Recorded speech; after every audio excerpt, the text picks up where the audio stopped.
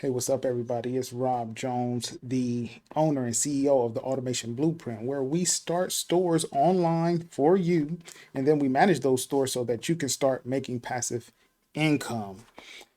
We have opportunities on Walmart, TikTok, and Amazon. So if you want to start a store, you want us to manage it, you make passive income, go ahead and click those links down in the description and set up a time with me. I'm here. That's Leonard, the passive income lion, and today I'm going to tell you a little bit of a story about why it's hard for me to consider myself a good salesman, or what I'll put quotes on it, the typical good salesman. And let me just cut straight to the point. I find it hard to have to convince people to partner with me and the automation blueprint. That's largely why I started the YouTube channel so that I could share results, so that you can learn who I am, who my business is, so that way it's I don't have to feel like I'm convincing people. Like, this is just me talking to the internet, talking to you, and hopefully you can feel my authenticity and my honesty. However, I was speaking with a potential client who looks like they're not going to be a client after a sales call. We had a sales call. She said she was going to make her decision, in the next few days. So I reach out to her just to follow up. Hey, how's it doing? Remember, here's my offer. Here's what we can do for you. And I left our original sales call feeling like, all right, this is promising. Uh, I think she's gonna sign up. She had already had experience in Amazon and with automation, and I have so many of those calls where people already have experience with automation and they got burned, right? And so that's hard for me to hear.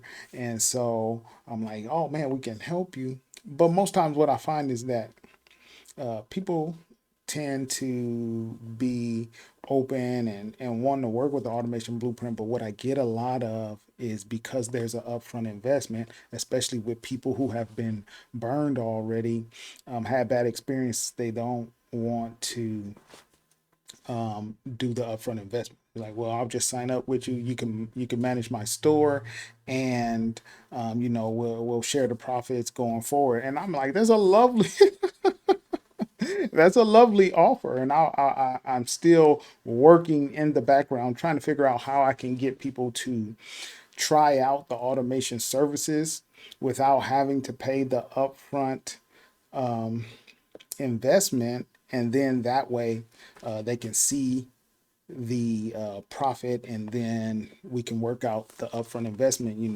down the road. I guess it wouldn't be an upfront investment anyway. We'll work out the lump sum down the road after they see success. So still working on that, how to price it and how to put it together. But right now there's an upfront investment, and especially with people like this potential client who's probably not going to be a client. It's very hard to part with that upfront investment. So, I really tried to, and that's why I think like I'm not. The whole point of this is that's really why I think I'm not like the best salesman, is because I could see that she needs the help and service that I'm offering, and I try to address her concerns, but I don't feel comfortable. I don't feel comfortable really trying to push and persuade people to buy and get that kind of like sleazy feeling with people. That's why people hate like salesmen, used car salesmen, that sort of thing. And so I always want people to leave my sales calls with a pleasant feeling. One thing that's important about sales is they tell you, like, you want your clients and potential clients to know, like, and trust you. And so that's what I want the people who have a sales call with me to leave with: knowing, liking, and trusting me. And hopefully they'll come back. But I definitely feel like I spoke to all of her concerns, except I recognize her hesitation due to the upfront investment and due to having bad experiences previously. And so I believe a better salesman probably could have probably could have closed that sale.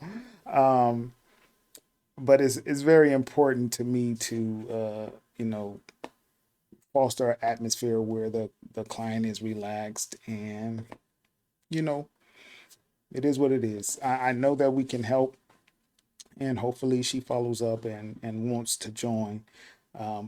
But let me know what you think.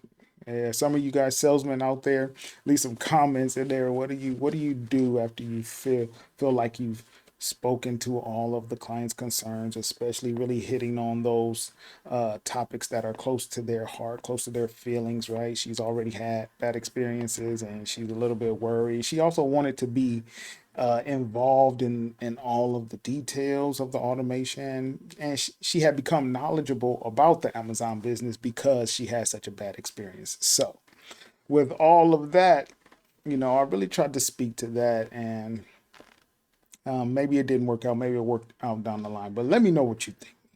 What kind of salesman do you like? Thanks for watching my video. I just wanted to share this with you before I head out here.